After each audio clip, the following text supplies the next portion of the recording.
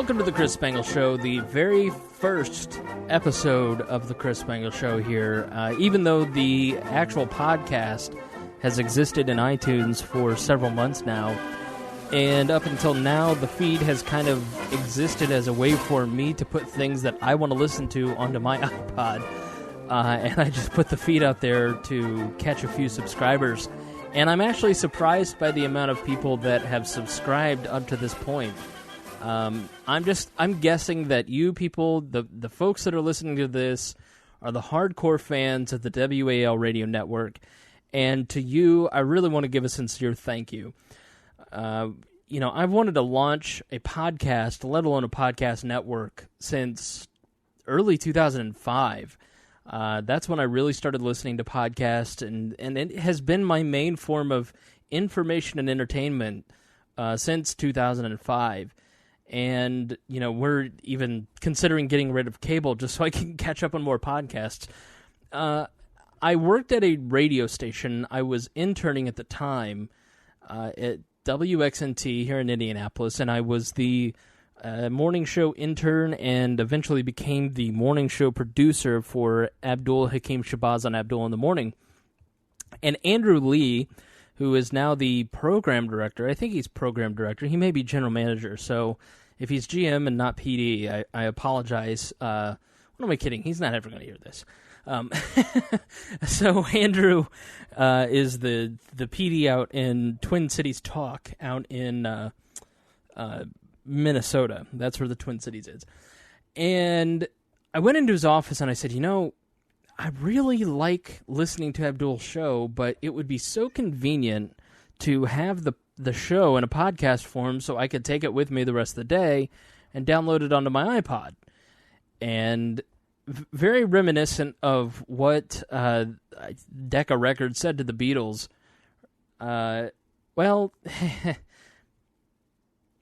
Very reminiscent of what was told to the Beatles early on. Podcasting, that thing will never catch on. And, so we just didn't do a podcast until several years later when it became a thing.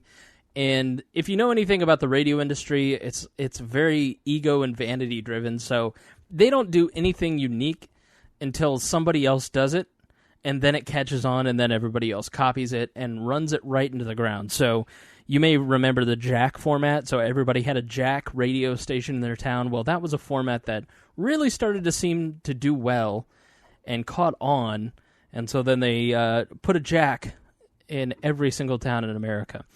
So I could tell early on that podcasting was going to catch on. It was sort of the next wave of talk radio. And I eventually managed the podcast for the radio station in 2007, 2008. And that was really the only time they ever did podcasting. And then I went on to the Libertarian Party of Indiana, and we launched a podcast. Mike Cole is a fellow podcast believer, and he started the Libertarian Party of Indiana podcast, and I took that up in 2011, 2012. And lo and behold, they don't do much podcasting. And so now here I am, launching We Are Libertarians, launching, a network. I helped Maya get her show started. And, now we're developing a couple other shows. And I really feel there are some things that I want to do. And, when I feel like I have something that I want to say or an interview that I want to do that may not necessarily fit into one of the other shows, I'm going to put it here and then promote it this way. I have several friends that I really think would be interesting to talk to because they come from a different point of view. And it just may not be right for We Are Libertarians because it has a definite, We Are Libertarians is a weekly roundtable, and Lord knows we can't add another person to that show. And the other shows are not mine, so I can't invite people onto those shows. So what you may hear here is if I feel like I've got something to say, then I will crack the mic and I will talk into it. You may hear, interviews from time to time here. I can't promise any frequency. I'm on top of the other shows, making sure that they're done on time, that they're regular, that they're consistent. And I just don't have the ability to make this a regular feed. So, but please don't delete me from your favorite podcaster. your favorite podcatcher. So I promised you that I'd take you behind the scenes of the WAL radio networks and some of the shows. So that's sort of my personal interest in podcasting and how it started to develop. I've always been an absolute talk radio nut. That's what I wanted to do as a kid. I wanted to, be either Bob and Tom, or I wanted to be Tom Carnegie, or I wanted to be, Howard Stern, or, I wanted to be a talk radio show host. And once I started working in radio, I really could tell that I wasn't going to have the wherewithal to move every 3 years to top out at $30,000 and really not progress past that after 30 years in radio. It's a horrible business. It's full of scumbags, and I just wasn't interested. And, it really doesn't need to be a career. It can be a hobby for me. And, this has turned out to be a fun hobby for myself and all the other people involved in the podcasts. So, a couple of years ago, I came into a little bit of money. It wasn't gambling. I came by it honestly. And it was it was August of 2011.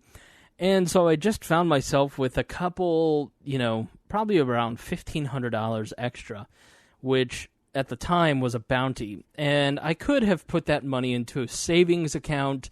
I could have put that down towards my car. But instead I bought podcast equipment. I made the only rational, logical choice that I still try to tell myself that was a great investment many years later. And honey, if you're listening, yeah, that's she doesn't know that. So who am I kidding? She's not going to listen to this. So I invested, we'll use that word, about $1,500 into podcasting equipment. I went down to Guitar Center and Best Buy, and I got several things. So here was the formation. Here's the equipment that we initially built the We Are Libertarians podcast and the other Libertarian Party of India podcasts at that time that we were doing. We built it around this equipment. First was the board, okay? It was a Labor Day sale, and I got the Alesis Multimix 8 USB with FX I got actually a deal on it, and I got it for about $120. And it served as a very good board for a long time. My frustration was that it didn't have enough ports. So that's been the board that we still use. Maya uses it for her shows.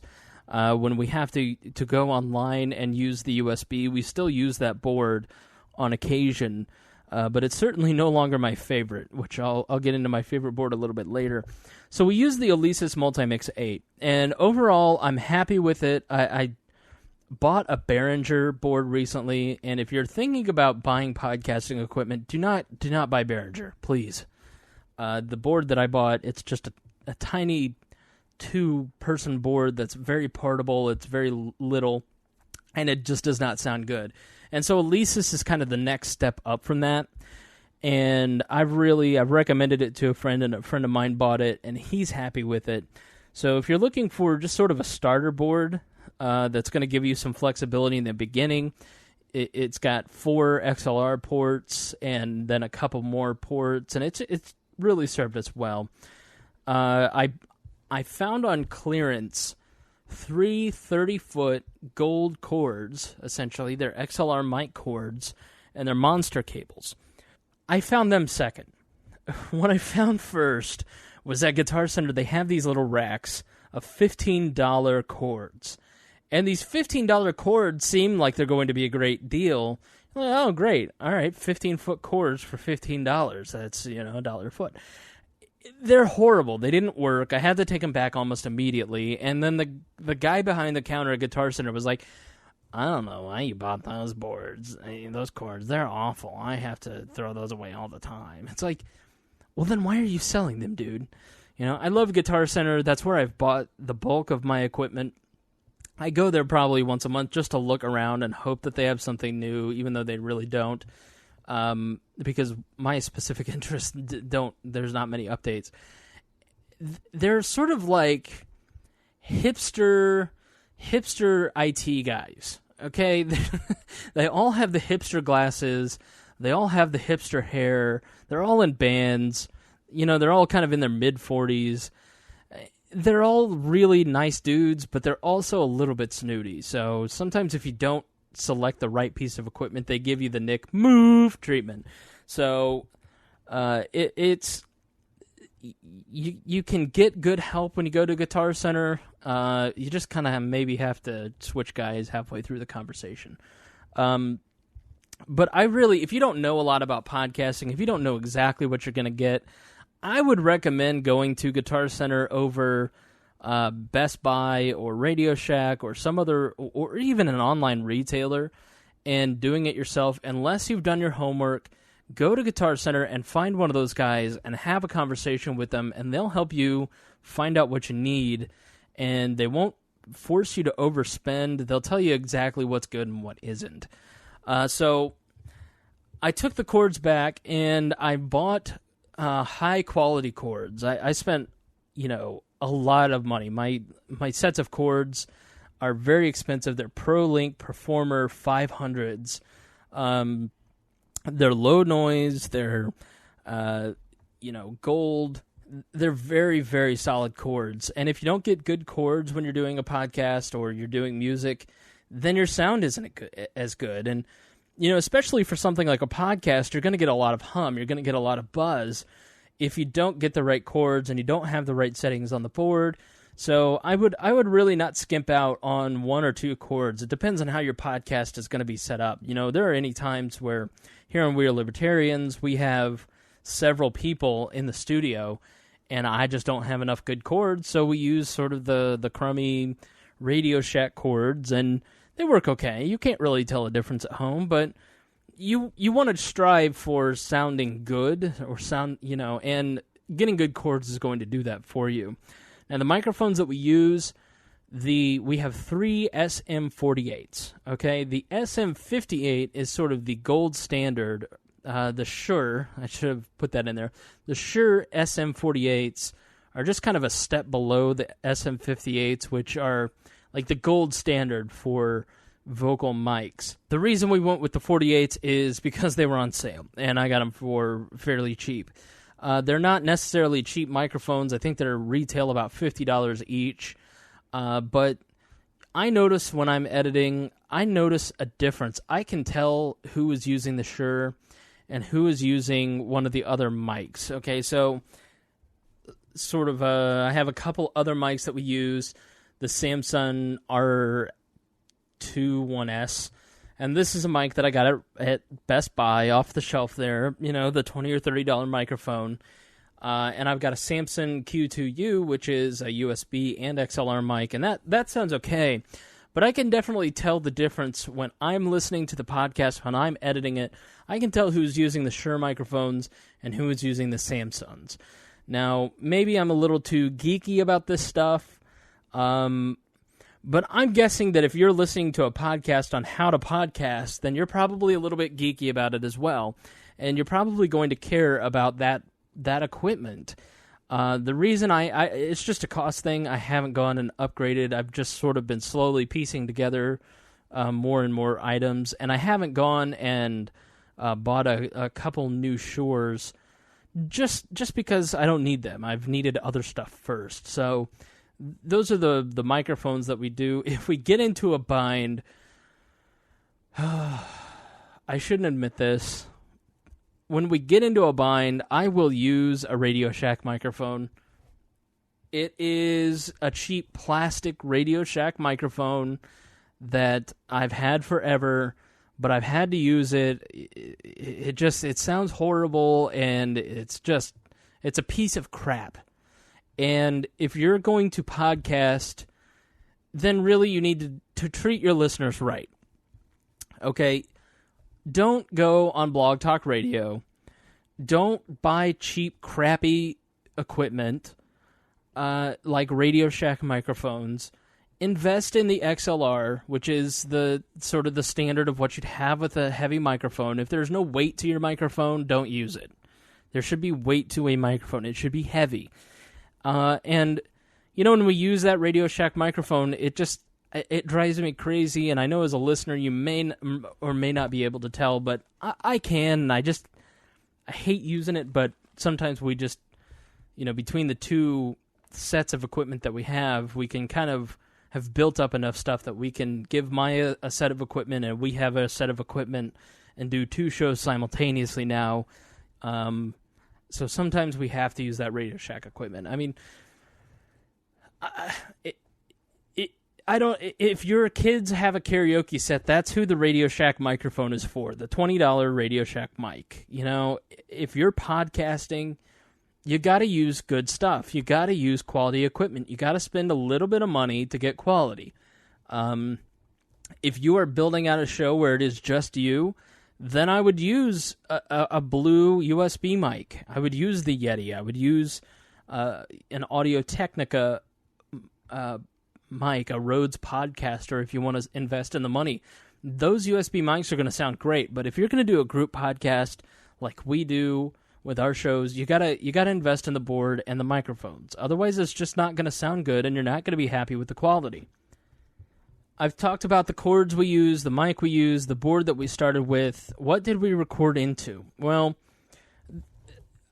we recorded initially at the beginning, and I apologize for the rattling. I'm moving the board here.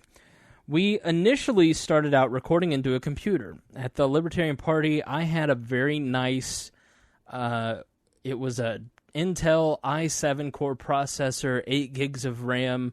I had all the Adobe suite.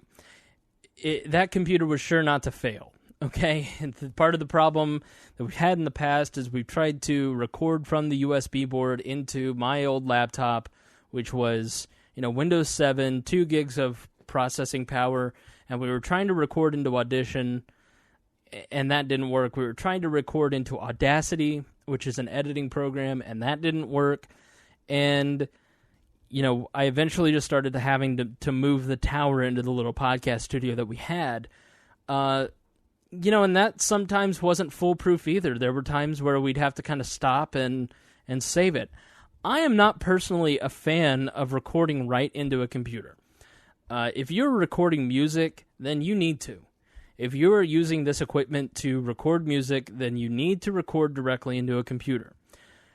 And if you're doing a podcast, then you can do the setup that I'm about to describe, which is we go out from the monitor out with a little cord, which is basically 2 large plugs. It looks like we use a cord that has 2 prongs, which are the big fat prongs. Okay, I'm using a technical term. The 2 big fat prongs that then convert into one little cord that it looks like you'd plug into your iPod, okay? So these 2 big fat prongs, one side is left, one side is right, so it's a stereo cord that then feeds into the little cord that you'd use for your iPod, okay? And then we record into a Zoom H2N. We started losing shows. It was a hassle to try and set up every time. And, when you record with a computer, every time you plug into the computer, the settings would be different. Something wouldn't work. It would delay the amount of time it would take to get set up. And it just was a pain in the butt. And the settings would get thrown on for no reason. I hated it.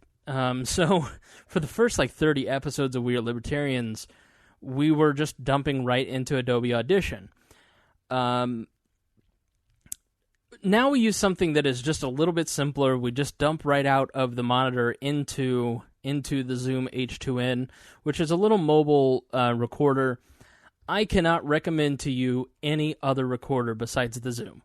The quality of the Zoom H2N is incredible. Okay, it's got great sound. If we were sitting around a table and I put it on the 4 channels, it would pick up everybody's voice very, very nicely. If you're a reporter and you put the Zoom H2N right on the podium, it's going to pick up perfectly. It's a fantastic recorder for interviews and mobility.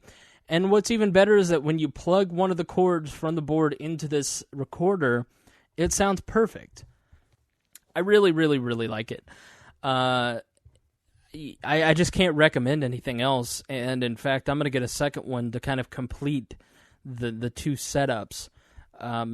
Just because we run into occasions where Maya wants to record her shows, and I need to record We're Libertarians, or I need to do something else, and I need the equipment, and it just becomes a pain in the butt. So we're trying to branch out into having two sets of equipment, because currently we throw everything at the end of the show into a banker's box neatly, and then Maya will come and pick the banker's box of materials up, or I will go and pick up the box of materials and bring it back to my house, set it up, and then break it down back into the banker's box. So it'd be nice if, I had my set of equipment and I were loaning her another set of equipment. So the reason you don't want to record music with this setup, where you're dumping from the monitor into the Zoom, is you lose the highs and the lows, okay? Because you're basically just using,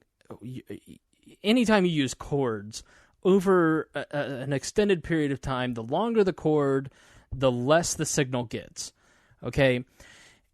And so you want to use shorter chords when you can, so that way the signal is strong when it gets to the board, and you want a strong signal going from the board into the way you record it. When you record from a USB mixer into a computer, then you are getting the full range of sound, okay? You're not losing any of the highs or lows. You're not running the risk of any buzzing from those chords, or maybe loose connections. You're not getting any of that. You're getting a perfect, clean digital signal. So if you're going to record music with this stuff, then I would work on making sure that you record into a computer. That being said, you still should get a Zoom, okay? Just in case. It's $170. For most people, that is fairly cheap. And I would say, even if you're thinking about doing a podcast on your own, you could get a USB mic, but you could also get a Zoom and do it that way. And then what you do is you just dump it from the Zoom directly into your computer via USB cord, and then edit the podcast up from there. And it would sound just as good. You don't need to mess with the board. You've got the ability to do interviews with it. And for another $50, you can get a great little accessory pack that comes with a stand, mic holder, a foam windbreaker. So it's really a great recorder. Okay, so those are the basics of what you're going to need to get the podcast recorded. Upgrades that we've made, we've upgraded the board, and I am currently talking into an MXL 990 microphone. It retails for about $100. I had a friend that actually gave it to me, and it sounds fantastic. It even gives me the ability to sound like I have a deep voice. So the microphone is, I'm actually going to keep that setting on just a little bit. That's nice. I'm very self-conscious about my voice. I don't feel like I have a good radio voice at all. I really feel like for a person that loves podcasting, I'm the last person who should be doing one. Yet I'm going to soldier through. Apparently people are enjoying it. People are liking it. They're subscribing to the show. They're telling us it's their favorite podcast. So, hey, it can't be all bad. So, upgrades. That's what I was talking about. So, we just ran into a point where people were starting to have to share the microphone. We'd have people come in and sit in, and, we'd have to switch around the mics, and that just creates a lot of mic wrestling. And if there's one thing I cannot stand, it's mic wrestling. I'm looking at you, Creighton Harrington. And the solution was getting a bigger board. And one of the members of We're Libertarians graciously purchased for the network the Yamaha MG124C. If you're writing this down, again, that is the Yamaha MG124C. And that gives us the ability to put 6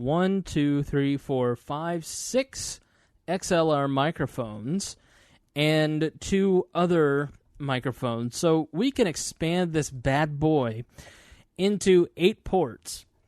Now you combine that with the Alesis, which we can tie the two together, and then we'd have another 3 to 4 microphones. So we could have a really big party. and everybody could have a microphone. But the reason we upgraded is not just because it's a bigger board, it's also a better board. It's got better sound, it's got more options. If we get to the point, which we probably will pretty soon, where we'd get a DBX compressor, that would give us the ability to use that compressor because we can port in and out the compression. We can port in and out other effects. It's got more features. It's got built-in compression. Not as good as a DBX compressor, but it does have compression within the board. So it is better.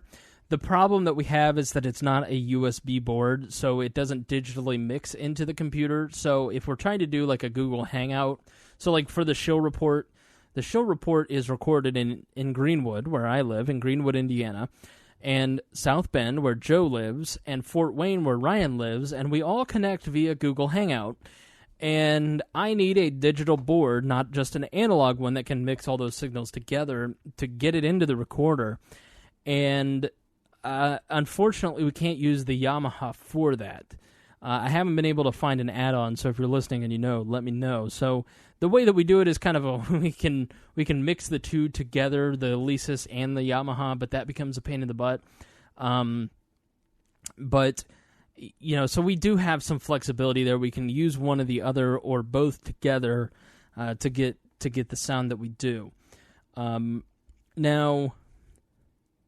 So that's what I'm recording this show on. That's what we try to record most of the podcasts on. So you can, if you're editing the audio again, I can tell a difference between one board or the other. The Yamaha board sounds warmer. It's got better tone to it.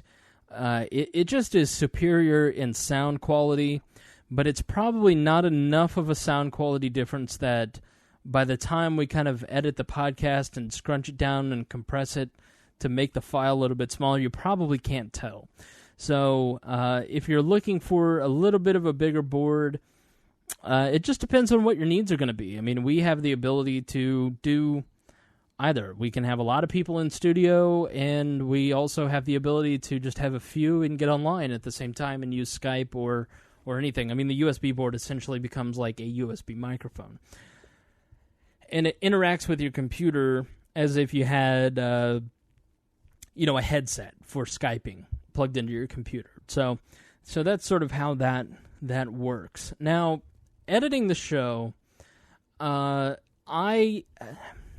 hear a lot of people recommend Audacity, and if you're going to go the free route, there isn't anything better than Audacity.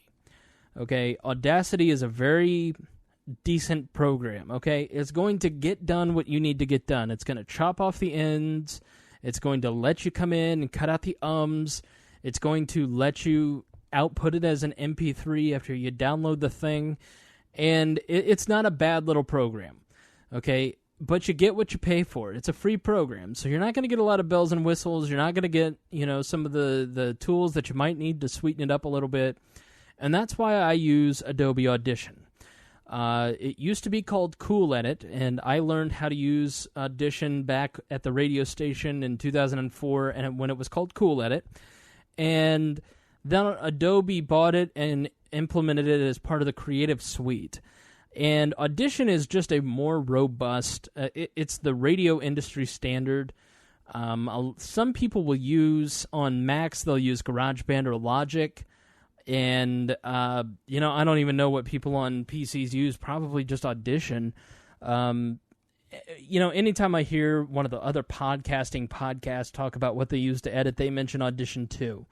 Now, you get all kinds of sweeteners with it. If you have a podcast that, when you're setting up the board and you can't figure it out, and if you got this hiss in the background and you got this hum, there's ways to take some of that stuff out or lessen the amount of it. If you've got crappy old audio that you're converting that you want to play, let's say you've got a band, your band audio from 1983 and it's on a cassette and you want to digitize it, you're going to want Audition, because then Audition can go in and kind of fix up some of that stuff and make it sound a little bit better. It's not going to be perfect. You've got to be pretty much a professional engineer to rebuild some of that tape, but you can get a good quality sound using Audition.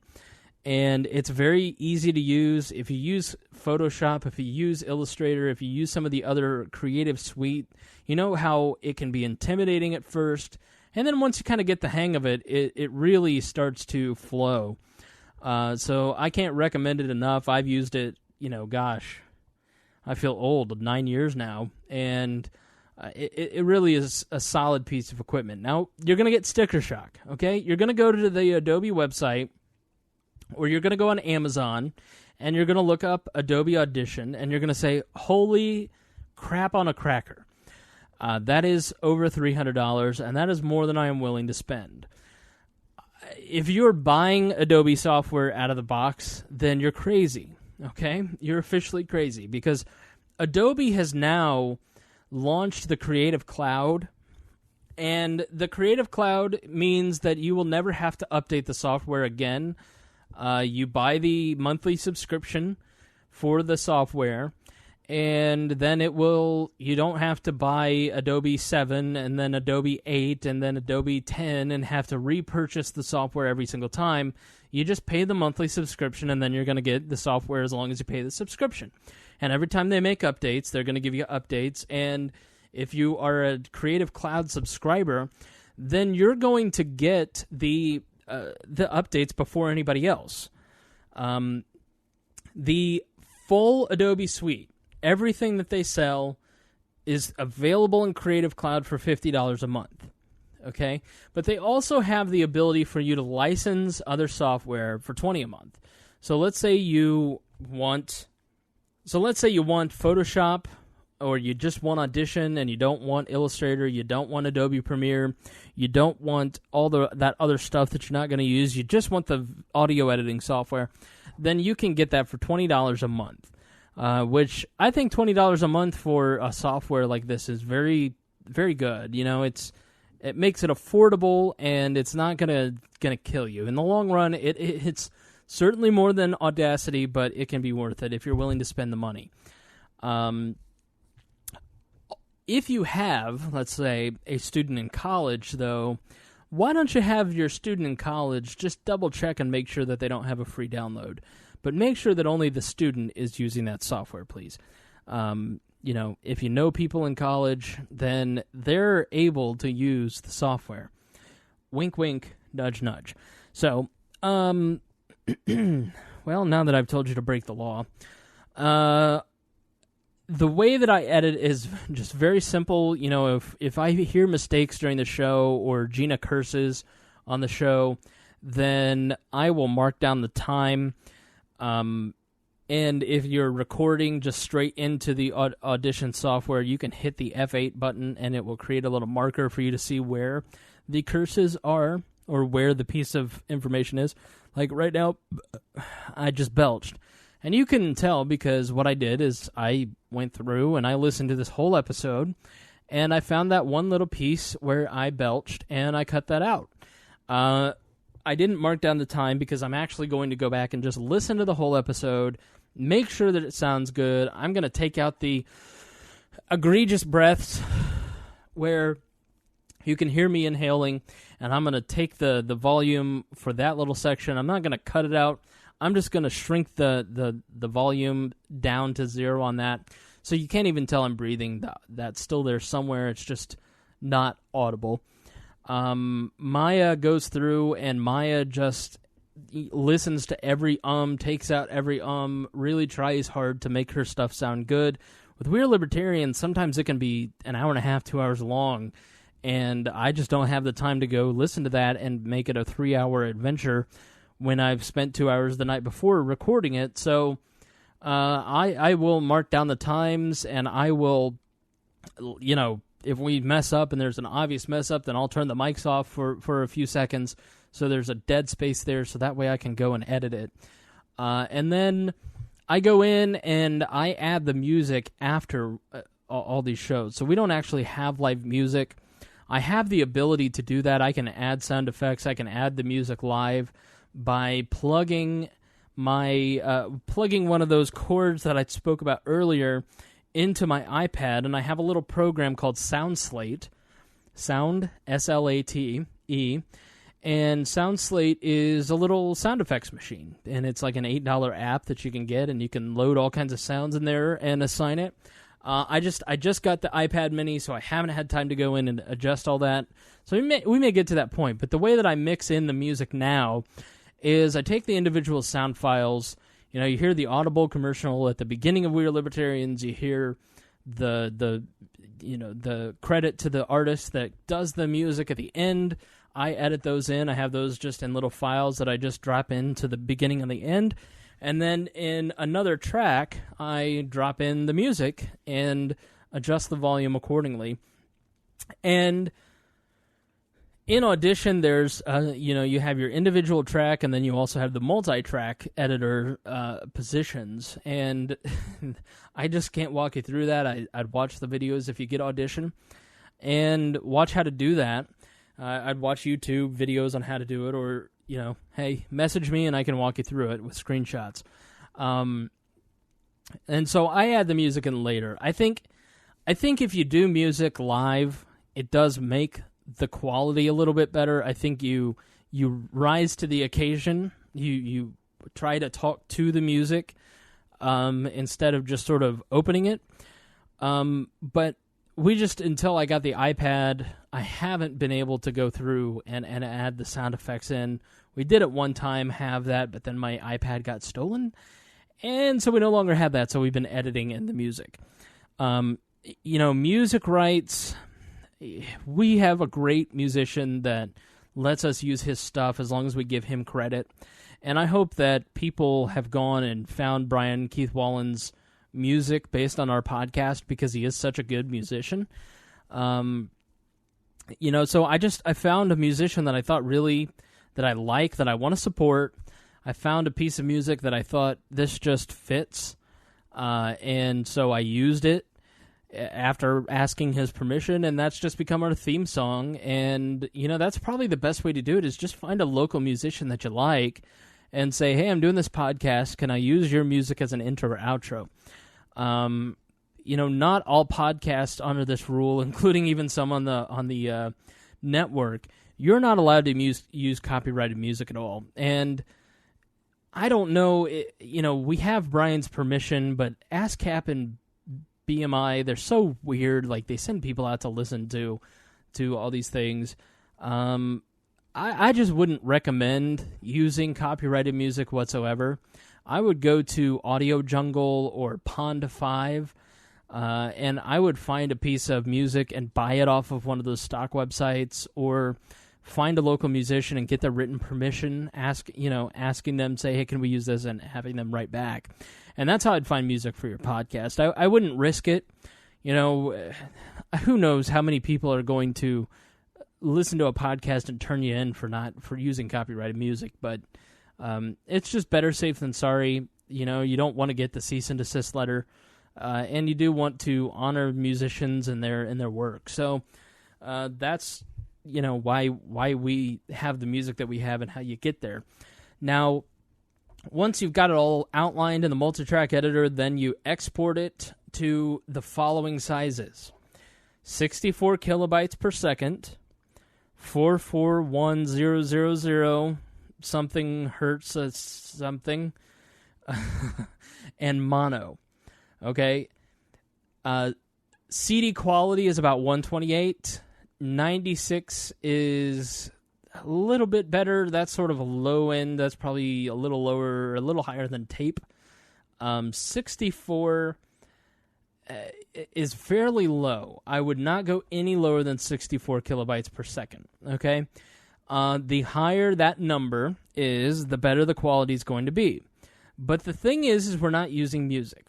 Okay, we're not talking about music. We're talking about spoken word. And we're talking about long spoken word. We're talking about hour to 2 hour podcasts. And you don't want to kill people's space on their iPhones or iPads or, whatever crappy Android device that you might be using. And the higher you go, the more space you're going to take up, and it's going to sound great, and people are going to be able to hear the high-def sound of your voice at 128. But you compare 64 and 96 or 64 and 128, and, people are just not going to miss it. They're not going to hear the difference when you're talking about spoken word. You will with music, but you're not going to with spoken word. And I think even at 64 kilobits per second across our network, you hear warmth coming through, you hear quality sound, you hear the quality materials that we use to produce the podcast on the front end. And when you put good stuff in, good stuff is going to come out. Now, if you put in crappy audio into Audition and then you export it at 192 kilobytes per second or 320 kilobytes per second, it's still going to sound like crap. So you've got to make sure that at every point you're trying to make your stuff sound good. You know, if you're talking about going through one of these phone sites, like, you know, some podcasts will use freeconferencingcall.com, or some podcasts will use what's the Blog Talk Radio, and that's at like 32 kilobytes per second. That's half of 64, and I just don't know how, if you're using Blog Talk Radio, you feel like you're respecting your audience at all. You're recording at such a low rate. I mean, God love the guys at Earwolf. They produce some unique stuff. They produce some great podcasts, like the Jeff Garland podcast, for instance, I think is excellent. But they output their stuff at like 32 kilobytes per second, and it just becomes unlistenable. And I think they're doing it to save on bandwidth and space. And when you have the amount of downloads that those guys have, I understand that, and I understand cutting the cost there, but I just can't listen to the podcast because, you know, the podcast, the guys at Earwolf, you know, and please forward this on to the guys at Earwolf. You know, it's not a slam, because I think they do great content.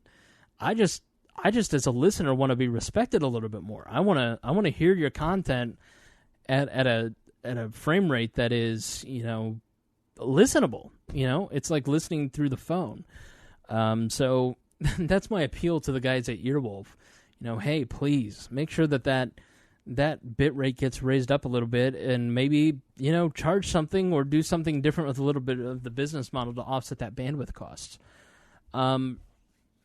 Okay, so once we've got the file and we've edited it all down, where do we take it from there? Now, we dump it into my servers. ChrisSpangle.com is my originating website, and then from there I've built about 20-some different websites, including We're Libertarians, Creating Maya, all the sites that you initially connect with. They are far, far, far more traffic than my ChrisSpangle.com blog, which I don't even really write on. And that's where a lot of the files. So if you look at the actual audio file, it says ChrisSpangle.com/podcast/WAL/ 0010-w8.mp3. Okay, so that's why it says that. We just, because we use Bluehost, which I can't recommend enough. I've used Bluehost since 2007. I really like them. I've never had a problem with them. I've never had, you know, the upload and download times. I don't think are unreasonable for the for what we use our account for. You know, most sites probably put 5-page business sites into their Bluehost account, or they host their WordPress blog. You know, we have several different sites, and we have, you know, gigabits of content from these podcasts in there, and they do a really good job of making sure that it's served all the time, that site is never down, and the cost is just under $10 a month for hosting. And I really recommend Bluehost. And if you want to help us out, go to wearelibertarians.com, and on the front page you'll see a Bluehost banner. Click on that if you're going to buy a Bluehost, and that gives us a credit, and that will help go fund the We Are Libertarians network. And we use WordPress on all of our structures, and you know, we just do category podcasting with the Blueberry podcast plugin, and then we take that feed from Blueberry, and I hope I'm saying that right. We put that into FeedBurner, and that gives us some statistics. I don't think the statistics are always, I mean, you get a rough estimate of, you know, how many subscribers you've had. and how many people are listening to an episode. We have about 350 subscribers on average to We Are Libertarians, and have about 600 to 700 people an episode listening.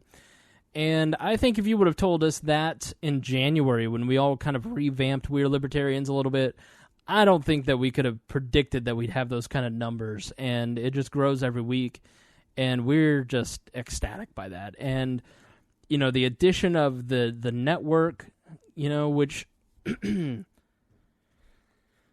Let's be honest about the network. The network for the We Are Libertarians radio network, the WAL radio network, is essentially just cross-branding. It's one site where we publish some podcasts, WAL-radio.com, but it's really just kind of a branding thing. It's not like, we're a group of friends who like to podcast each other. We're arrogant enough to think that we're interesting and unique enough to give you our point of view. And... one person will say, Gina, for instance, says, I want to do a show. And okay, well, let's do it. And it turns out to be really interesting and unique, just like Gina is. Ryan Ripley messages me and said, you're right about all this Zimmerman media stuff. I want to do a show, and I want to do it about media critique. And I had been thinking the same thing. And so, Ryan, Joe, and I do the show report. Rob Kendall sent me a note and said, hey, I'm not your traditional libertarian or anarchist. I'm a Republican libertarian. I do a show. Would you mind carrying it and giving us a podcast feed? And I said, absolutely, because I think his show is really good. His show is really interesting, and it fits. I think, you've got Rob Kendall sort of at the... I don't want anybody to get offended by this, okay, because it's not a slam at all. But Rob versus Maya, they're like the two ends of the spectrum of the libertarian world, okay? You've got Maya, who doesn't even vote, and then you've got Rob, who is a little more comfortable with the Republican Party and the way things are. I mean, I'm not going to call him a statist, but he's certainly... Maya thinks Rob's impure, and Rob thinks Maya's nuts, okay? And then We Are Libertarians is somewhere in the middle. And I don't think that that's a value judgment. It's just, it reflects the broader libertarian movement. And so we've tried to put on podcasts that reflect the broadness of the libertarian movement, from somebody who likes Rand Paul and is comfortable with Rand Paul to somebody who thinks Rand Paul is the devil because he's not pure enough. And everybody in between. And, we have a definite mission for the types of shows that we want to do, the type of message that we want to put out, and they all originate from, the same little group of people. So, if you don't feel like We're Libertarians updates enough, then you've got the show report, you've got Maya's shows, you've got Gina's podcast, you've got Rob and April on the Rob Kendall show. And we're putting out now, instead of just, 1 hour a week like we used to this time last year, we're now putting out 3, 4, 6, 7 hours a week now of content for you to listen to. And we're constantly talking about how we can add new material, create new content, create new podcasts, or do the podcast differently to suit what people want. So, that is our goal. Our goal is really to entertain people and give out information that we don't think is talked enough about. I'm a firm believer that if you don't like the media that you're getting or the media that you're not getting, then create your own media. And I don't feel libertarians are represented enough. And I think when libertarians represent themselves, oftentimes it's in a poor light.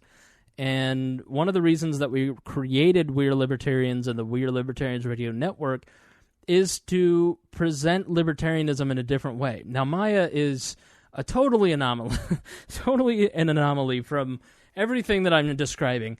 But we want to put a happy, positive face on libertarianism, and we want to make it accessible, and we don't want to make it too eggheady. We don't want to rant against you because you believe a certain thing, or, if you're a Republican libertarian, cool. If you're a libertarian, cool. If you don't want to vote because you're too libertarian, fine with us. We want to entertain you, we want to inform you, And we want to make you think. We want to piss you off. We want to make you laugh.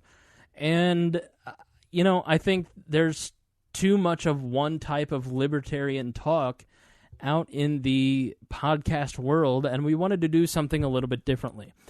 And that is really the guiding philosophy of the We Are Libertarians Radio Network. But it is no more than recording the podcast, taking the file, uploading them to the WordPress site, creating the RSS feed, putting the RSS feed in as many places as possible, and then blasting it out to Facebook and marketing it.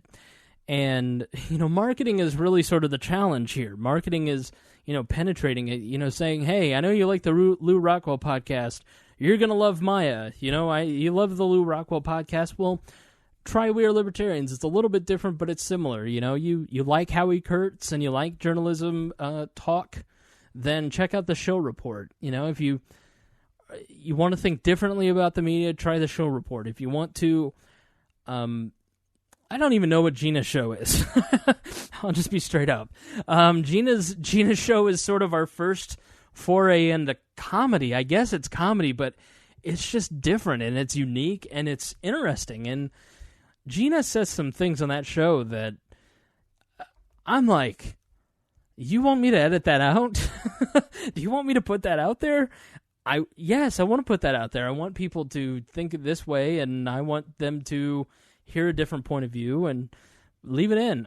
Okay, fine, cool. So, it's really, it's a unique and diverse group of people coming together to put out what I think is a good product. And if you've got suggestions on how to put the product, what would you like to hear differently? What annoys you? What do you want more of? One of the reasons that we started the Uncontrollables and Maya started doing her show is because Maya would come on We Are Libertarians, and people just were like, I really like Maya, I want more Maya. And so we started doing the Uncontrollables. We created Maya created her show for Indiana Talks, and it's gone on for 20 episodes now. Slated to be canceled at any time. And, people said they wanted more We Are Libertarians. Well, we just, as a group, can't do a second We Are Libertarian show a week. But Ryan wanted to do a podcast that was in a similar vein, but with a different sort of spin. And part of what we've done on We Are Libertarians is critique the media, so we've added another show. So, Ryan was a listener and came up with a concept for a show, had been contributing to the blog. We knew what kind of guy he was. We knew he had an interesting take on things. And when he came up with the idea for a show, we added it. And it's growing like gangbusters. And he's got a plan to interview some really, really cool people in the future. Not just bitch about the media every week and point out different ways to think about the media, but also to discuss and dissect the libertarian media and say, hey, how'd you get your start? How do you view your role in the libertarian media, and how can other people do that too? So look for that on the show report coming up. So, well, I feel like I've said too much. If you're still listening by now, you are the one hardcore WAL Radio Network fan. You are a beautiful human being, you. Okay, so just to wrap up, you got to get good quality stuff. You got to make it sound good. Don't insult your audience by having bad quality, and don't insult your audience by not having a good product, not having good content. The world is full of comedians interviewing comedians.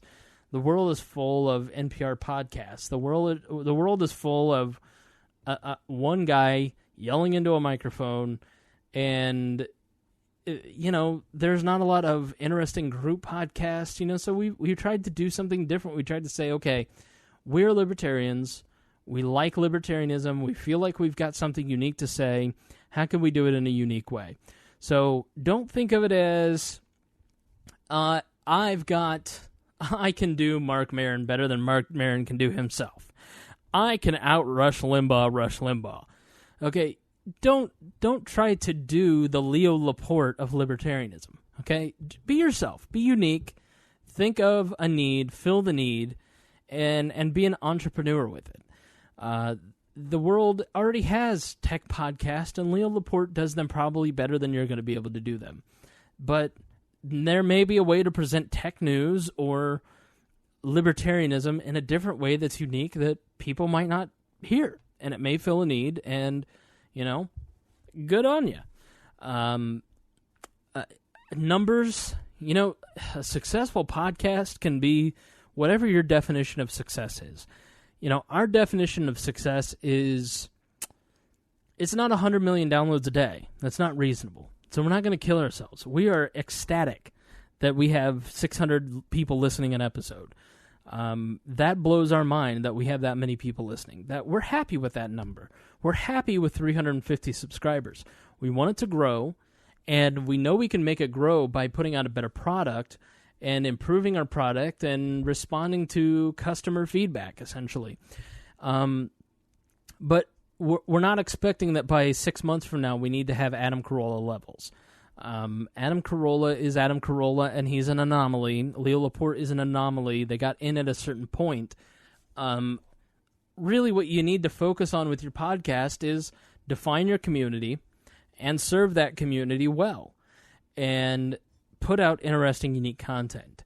As far as equipment goes, I've given you a few pointers on how we do it, what we like, what we've kind of learned over the last little bit. Another thing I'd say is have a defined set of characters. We all have our personalities, and we play those personalities up a little bit. We exaggerate our personalities. Maya is certainly not Maya. All the time. That is an aspect of Maya's character, but it's not who she always is. Greg is not a Southern white racist. He really isn't, I promise.